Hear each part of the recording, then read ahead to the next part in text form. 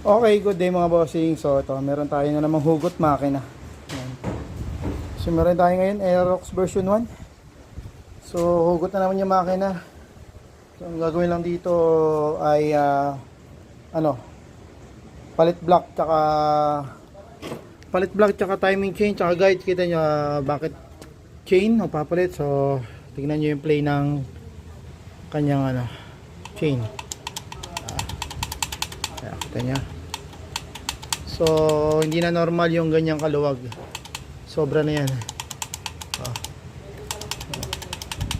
Pero hindi naka-release. Pero sobrang luwag na yan.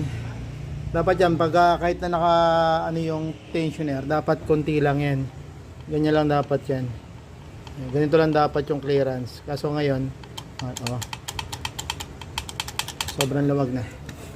Okay, so tataka kayo bakit hugot yung makina. So pakita ko lang kung bakit. Okay, kasi yung kanyang yung gas tank. Yan yung gas tank mga lodi. Grabe. Kita nyo naman, ang laki. Tingnan nyo naman yung niya, dinagdag. Ayan, ganyan. So hindi na pag ganyan kasi mahirap ng baklasin. So pwede naman kung kaya nyo tanggalin. Ako, hindi na.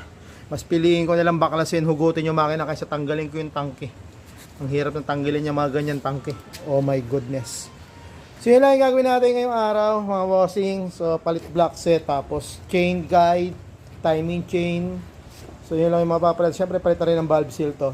Ayan. Okay, sinare ko lang to sa mga mahilig magpalit ng tangke na malaki. So every time na magpapabukas kayo o kayo ng ibabaw, for example magpapalit lang kayo ng mga rocker arm, camshaft bearing, so yan yung gagawin, hugot lagi yan mga boss. So diskarte nang gagawa kung kayang dukutin doon habang nakakabit sa chassis kasi nandun yung tangke. Kita nyo, laki ng tangke. Yan. Yun lang, share ko lang to sa mga gusto magpalit ng tangke.